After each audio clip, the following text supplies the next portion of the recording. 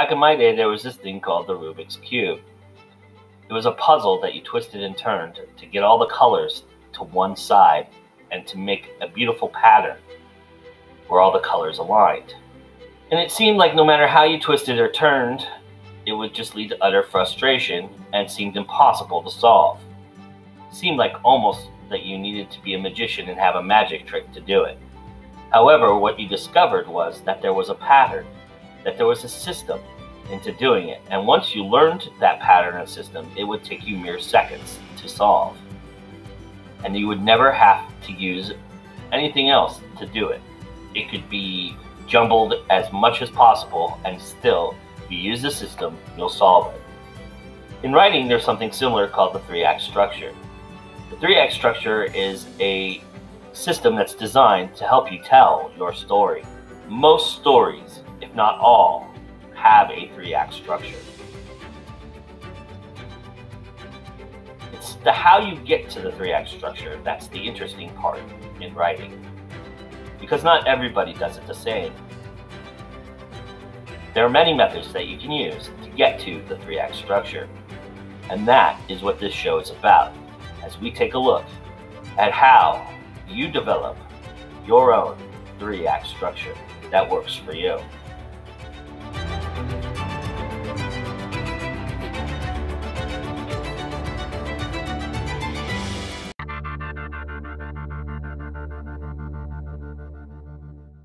Hey guys, I'm Katie SALIDAS. I am the author of 6 different book series, urban fantasy and paranormal romance.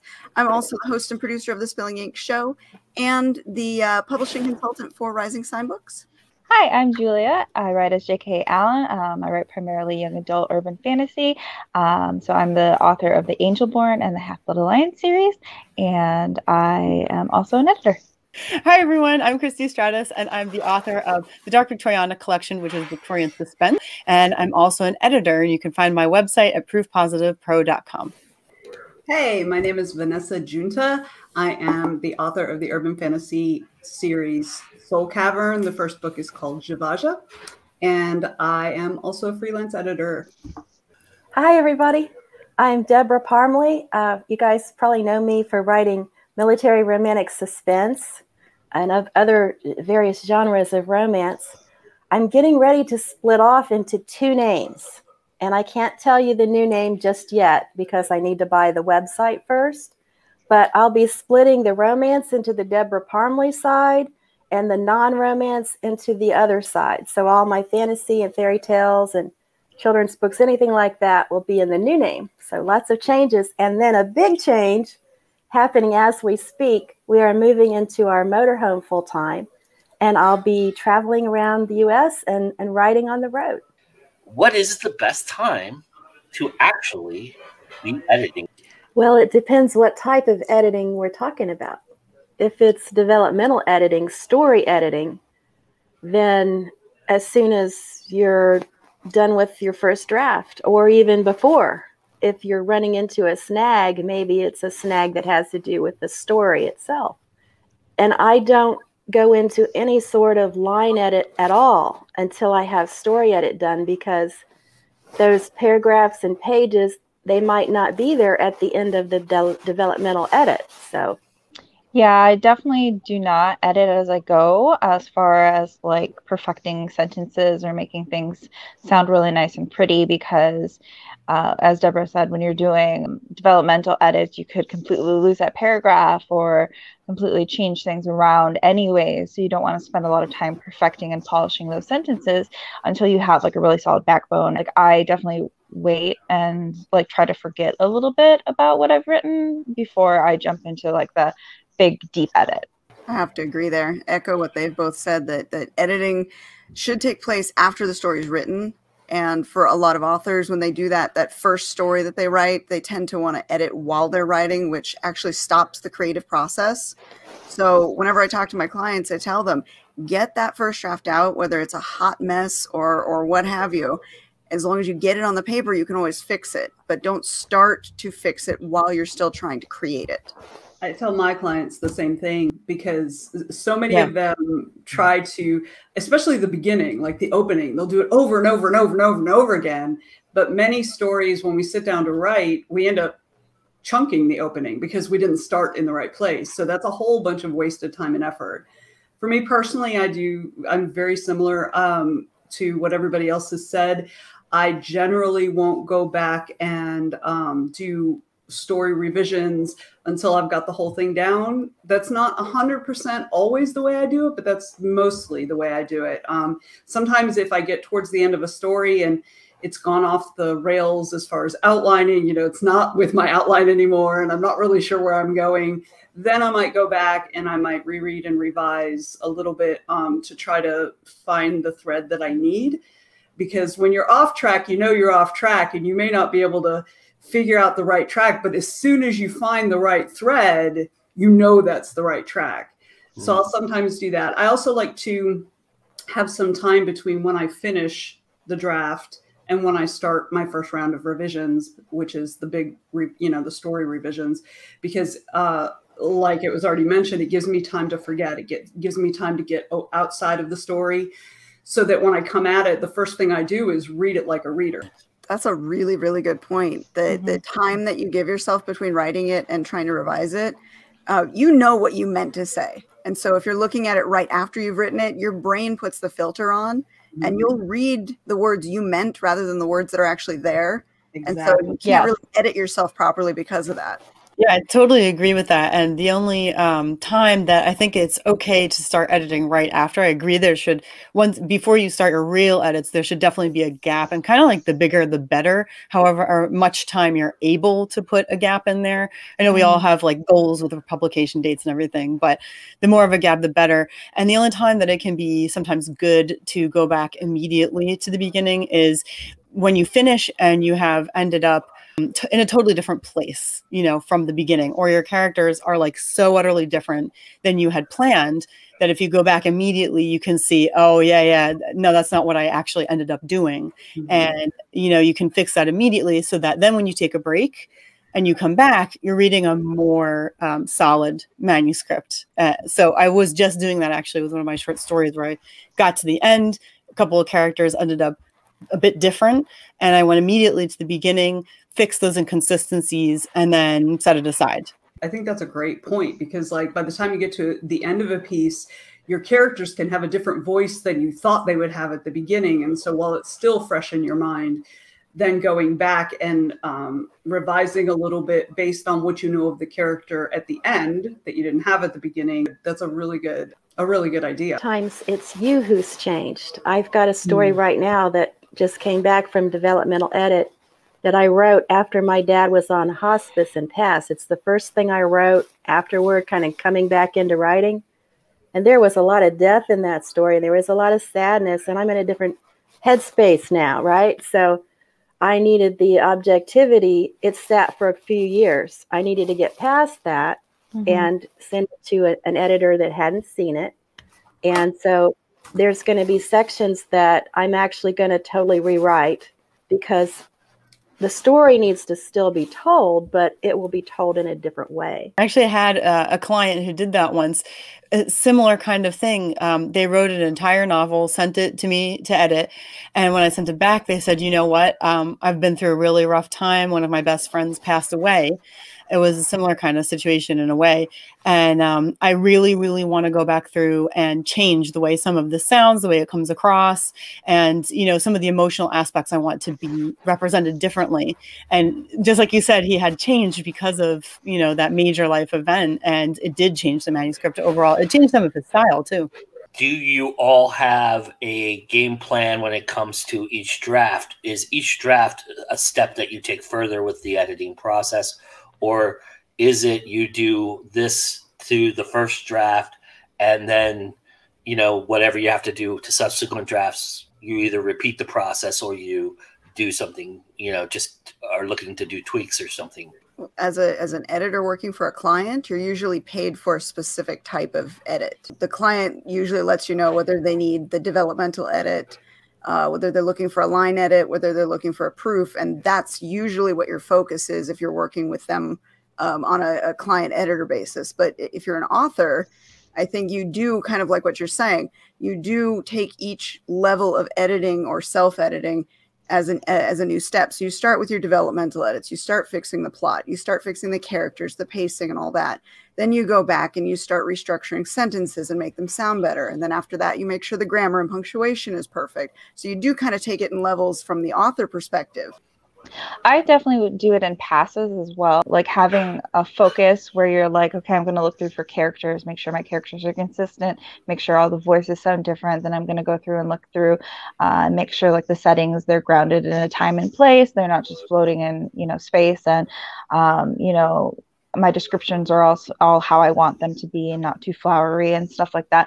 Like having a focus each time you go through can really like help like pinpoint what you're doing, and also keep you from getting that like ADHD brain where you're just like all over the place and you have 20 problems, you're not really fixing any of them.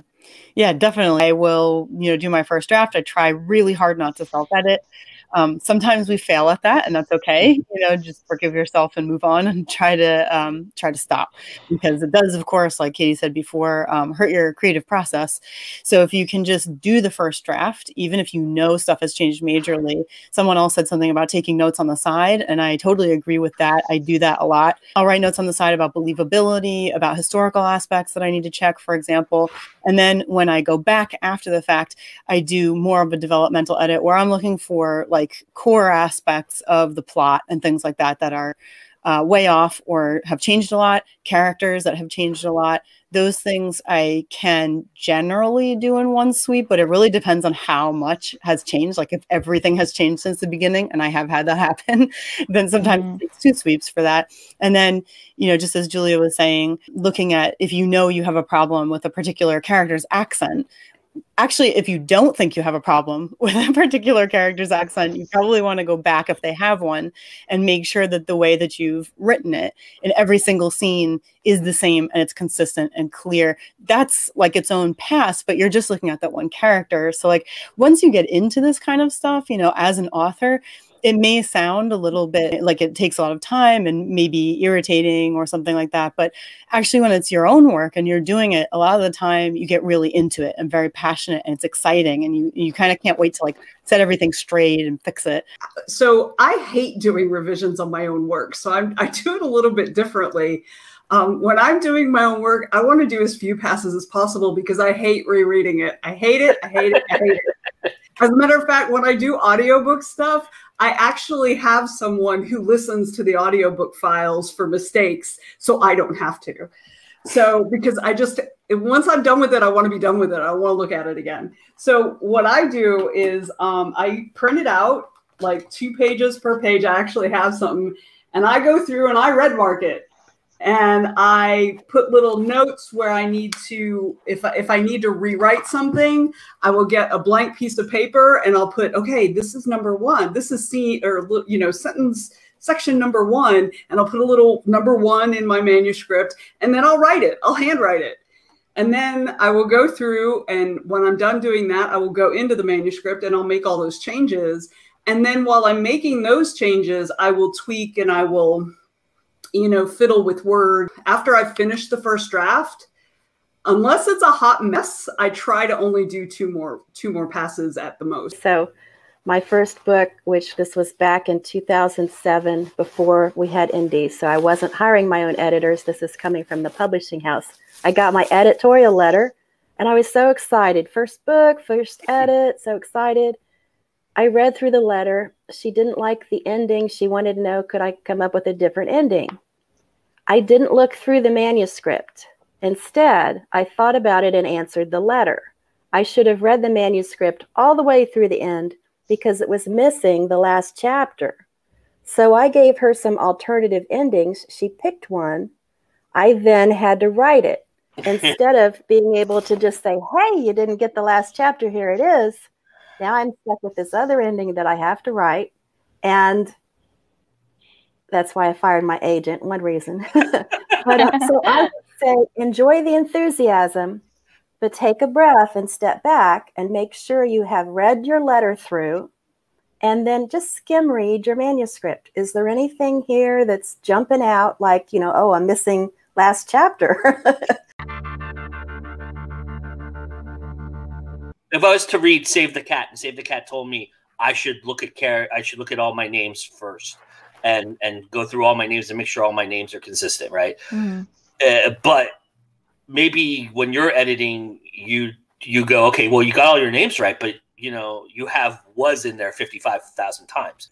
Is there something that somebody can do right off the bat that no book has ever told them they can do? I think that's the problem, is the books all do tell people things to do and they don't read them.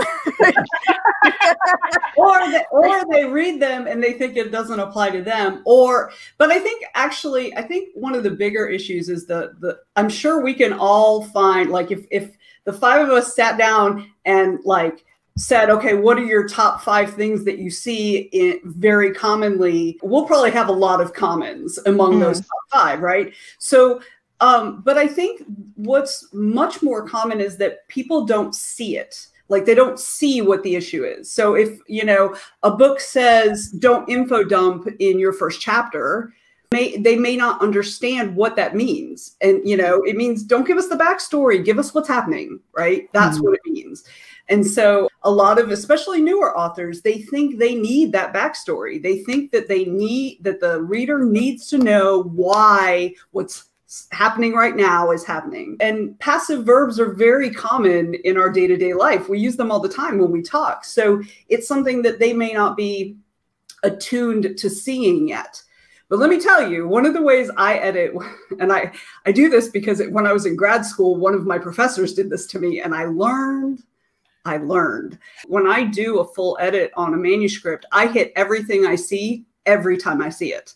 It's very rare for me to say, okay, globally, this is an issue, because if it's something that they're doing globally, then they either don't know it's an issue to start with, or they don't see it. And you can't fix something you can't see. But let me tell you, when you've corrected something 132 times, you're going to see it next time you sit down to write your first draft before it even comes out of your fingers. You're going to be like, oh yeah, no, I'm not going to do that. What I always tell people is if you can't bear to do an outline before you write, like do an outline before you edit, because then you can see, like, I dropped Bob, in chapter 5, I didn't really write about what Bob was doing, or you can see like why I have this like plot inconsistency where I have, I put this, foreshadowing in here, and then it never pays off in the end. So, there's a lot that you can kind of catch by just like writing down really quickly, like what's going on in each chapter, to give you just that big picture, just like real quick look and say, like, so-and-so goes off on a quest and we never hear from them for another 10 chapters. So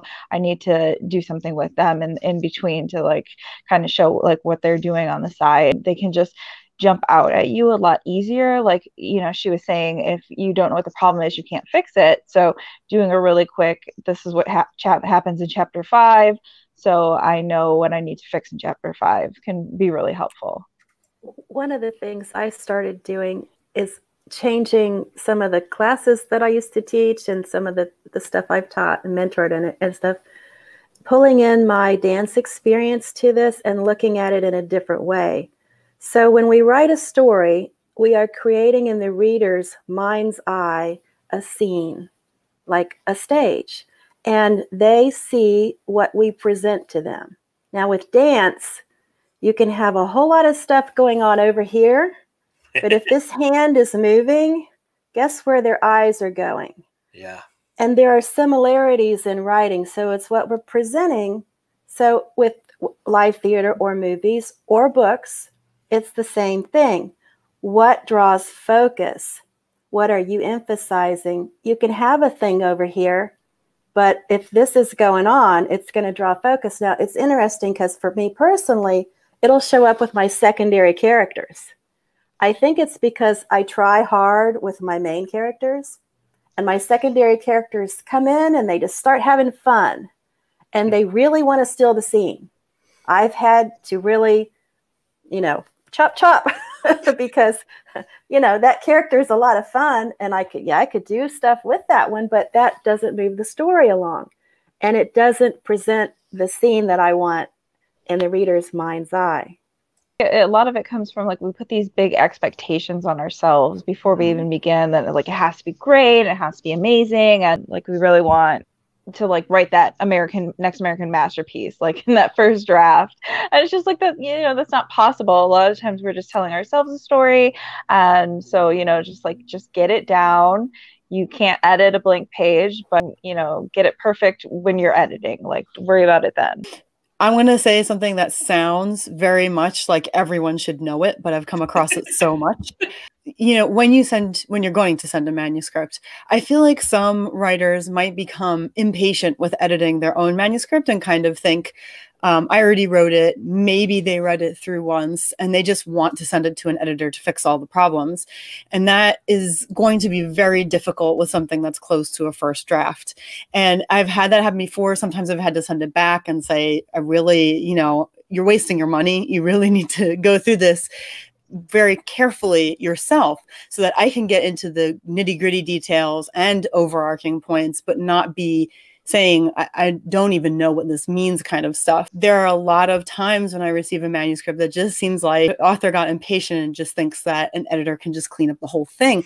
And the thing is, an editor isn't there to rewrite your entire manuscript. An editor is there to tell you where you can improve, how you can improve it.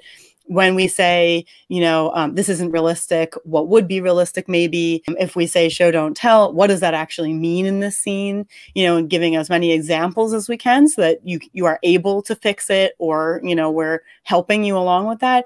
But it is very difficult. And, you know, I hope not everyone is having this problem, but maybe other editors on this panel have had this problem where you get something that is just really seems like somebody wrote something and just sent it off.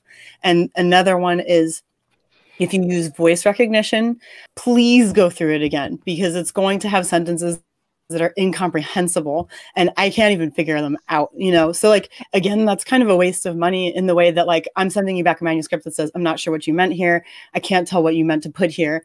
And then I can't, you know, edit a completed manuscript that is reading the way it's supposed to read. So don't be impatient. You know, if you get impatient with your manuscript, put it aside and just wait until you're excited again or until you're ready to look at it. I agree with Christy 100%. Because I'm not cheap, right? I am like, you're going to pay pro rates, right? And pro rates are not cheap. So don't make me, you know, tell you that the period goes here instead of there, right? You don't want to use my knowledge for the easy stuff.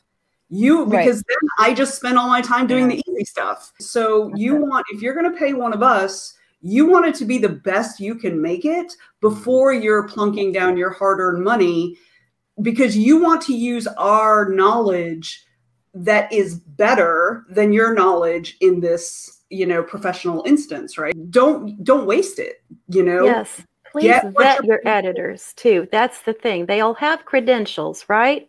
Mm-hmm. And even a new editor will have some sort of credentials. Now, there are people out there who will hang out a shingle, and all they're doing is running your manuscript through a program that's editing. So beware of that.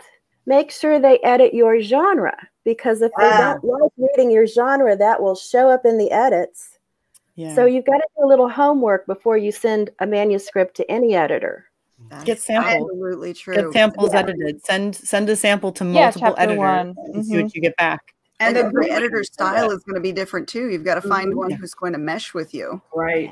Yeah. And a good editor is going to tell you what they don't edit too. Because like, I won't edit hard sci-fi. I won't edit military sci-fi or military history or anything like that, because I just don't, number one, I don't have an interest in it, but number two, I don't have a background for it. I'm not going to be able to tell whether your manuscript is meeting reader expectations, because I don't know what those are for those genres. Absolutely. Vet your editors. Any editor who is going to be worth working with is going to give you a sample edit. Now, how long that sample edit is going to depend on the editor, but usually, you know, a good 1,000 to 1,500 words as a sample edit. And that not only tells you what the editor's style is, it tells the editor what your style is and how much work is going to need to be done. Yep. They also book up. So if you think you're gonna send your edit in and they're gonna start it this month, that may not happen. It may be 2 or 3 months down the road before they have a spot for you. Yep. So as you're looking for an editor, keep that in mind. Don't wait till the last minute to start talking to one about it, because you may have to get a spot on their calendar. And don't be surprised if you have to pay for the spot. I require a 50% deposit when you book the spot. When do I know I'm done? You're never When done. you can't stand to look When at you it. can't stand it anymore. Yeah, you can tweak that thing until you die. So let me revise it a little bit. When's a good time to get it to you? When you feel like you don't know what else to do, like if you don't have a what's next plan, then that's the time to pass it on to fresh eyes. I had created an ending for my second book, and I wasn't happy with how it came about, right? So this is Rebecca Jonesy, for pretty much everybody here probably knows her. But I was asking her, where should I start to go backwards to try to figure out where the hole was. And she found a spot for me to go and edit. And I started editing that spot. And of course, when I did that, I changed the ending completely from editing a spot, which is what hopefully that's what happens, right? But what ended up happening was I came up with like 3 other alternative endings. And what I was doing, I was sending her an ending. I was like, what if I do this, and then it leads to this? And she goes, okay, yeah, that sounds good. Write it, And I'm like, okay, but what if I do this and do this and do this? And it turns out this, which one's better? And she goes, okay, we'll write them both and see which one's better. I'm like, okay, well then I actually, in writing the second one, I came up with this, and I wanted this and this and this. She just wrote in big, bold letters, fucking write it. Just write it. Stop the day I'm thinking it. I usually tell people that in the traditional model, you have an acquisitions editor, you have a developmental editor, you have a copy editor, you have a line editor, and you have a proofreader. We can't afford that as indies to go through that many levels of edits. So your first step would be to finish the manuscript and go through it once yourself, then pass it out to a beta reader, a trusted reader, somebody in the genre, and have them look at it. And that can help you with the developmental side. They can give you some ideas on if your characters sound right, if they're acting appropriately, if the plot is meeting genre expectations, and they can give you ideas on where to tweak the story level. Once you've done that, then it's time to pass it on to an editor for that, structural cleanup or that grammatical cleanup. But you really need to have gone through it at least once yourself and have had a fresh set of eyes that you trust take a look at it before you move on to that next stage where you're paying for an edit. I haven't really used beta readers much because I came from traditional originally. So I was fortunate. I wrote for 5 houses. And so I worked with so many different editors because they had revolving doors. Editors leave this one and go to that one. So when I started to put my own books out, a lot of them were already edited. So that was a plus. And then when I started to do my new books, I already knew editors that I could talk to about this. The book that I mentioned, the one that is just finished with the developmental edit, I went through Angela James, who was the executive editor at my first house. And she then started up Carina Press for Harlequin, and now she freelance edits. Before You Hit Send is something she's been putting out there for a long time to help authors learn how to do some self-editing before they send things out. I do have 2 book recommendations for self-editing. One is Self-Editing for Fiction Writers by Brown and King. It's sort of the Bible of self-editing. It's like the old, it's the old trusty dog-eared paperback. It's kind of dry by today's standards, but there's just gold in it.